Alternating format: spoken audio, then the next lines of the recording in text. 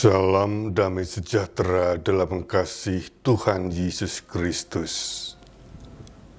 Berjumpa kembali dalam renungan harian Gereja-Gereja Kristen Jawa Klasis Semarang Timur.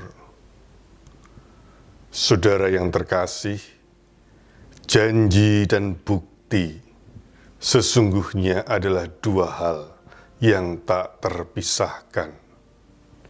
Jika seseorang berjanji, namun tidak berhasil memberi bukti, maka orang itu disebut ingkar janji dan sungguh mengecewakan. Sebaliknya, jika dapat memberi bukti, maka banyak orang akan disenangkan.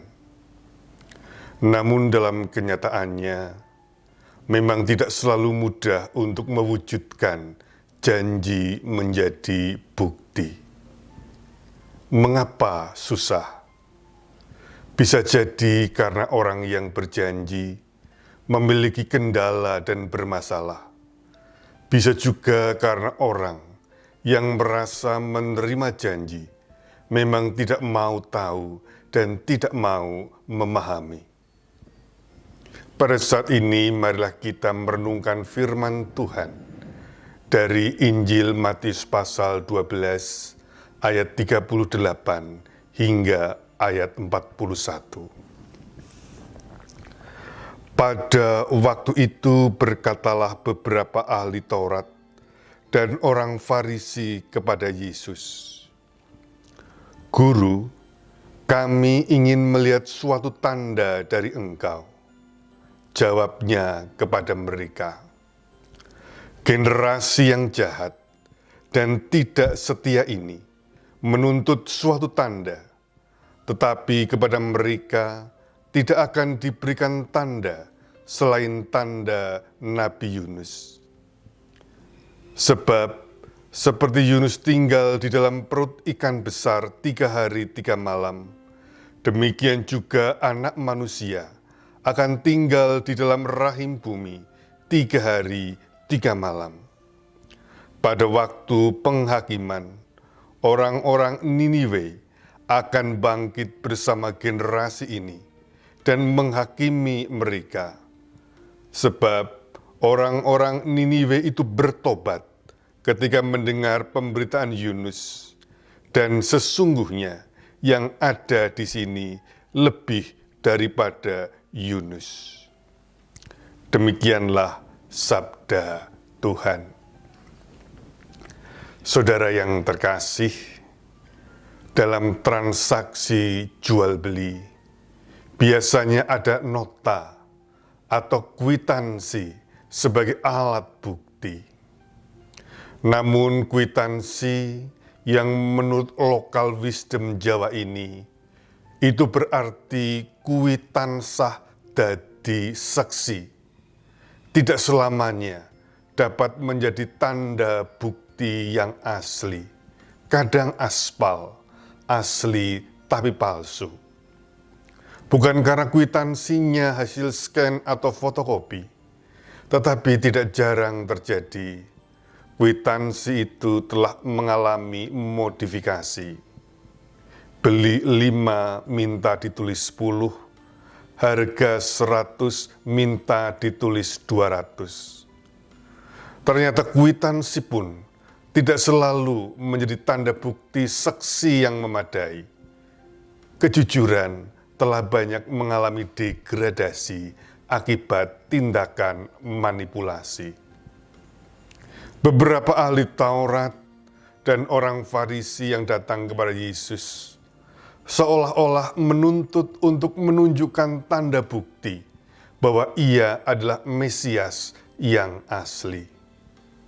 Jika mereka dapat melihat tanda ajaib, menakjubkan dan spektakuler, mereka akan mengakuinya sebagai Mesias. Namun Tuhan Yesus mengetahui kedalaman hati mereka yang keras dan tidak akan percaya apapun padanya, meskipun ia telah melakukan banyak tanda mukjizat di depan banyak orang. Yesus mengetahui motif mereka, bahwa mereka hanya hendak menguji, mencobai, dan pada akhirnya mencederai. Yesus hanya memberi tanda yang mengacu pada kisah Yunus. Yunus dikuburkan selama 3 hari dan 3 malam di dalam perut ikan sebelum diselamatkan.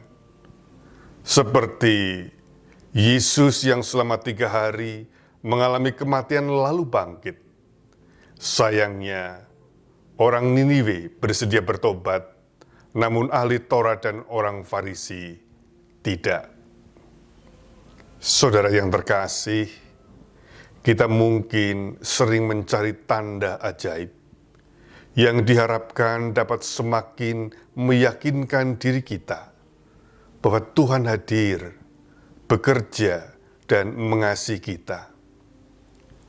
Tuhan, berilah tanda agar kami tahu yang Engkau kehendaki, yang ini atau yang itu.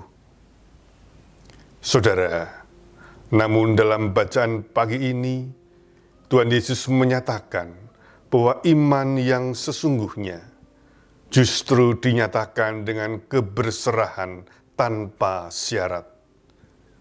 Iman yang sejati mengajak kita untuk melihat dengan mendalam bahwa hal-hal yang biasa dan sederhana seperti udara, sinar matahari, gunung, angin laut, sapaan sahabat yang hangat, keriangan anak-anak, sesungguhnya adalah tanda-tanda ajaib yang sudah dan selalu ada bersama kita. Sudah semestinya kita bersyukur karena tanda kasih Allah ada di mana-mana. Dan setiap kita yang mengalami perjumpaan dengan Dia, Tuhan, dapat memberi bukti sebagai tanda syukur dan tanda kasih kita kepada Allah. Kita menyadari bahwa niat jahatlah yang membuat hati kita keras, sehingga kita sulit melihat dan merasakan kasih dan kebaikan Tuhan. Marilah kita berdoa agar Tuhan menguatkan iman kita, sehingga kita hidup dengan teguh dan setia, sebab tanda kasih-Nya yang melimpah terus kita terima. Kami bersyukur atas semua anugerah-Mu. Ampunilah kami akan niat jahat yang ada pada kami. Karena penderitaan-Mu adalah tanda Engkau mengasihi kami. Kebangkitan-Mu adalah tanda akan kuasa Allah yang tak terkalahkan oleh kejahatan. Mampukanlah kami untuk memberi bukti kasih yang tulus. Hindarkanlah kami dari tindakan yang jahat dan laku tipu muslihat. Dalam Yesus, tanda kasih Allah, kami berdoa.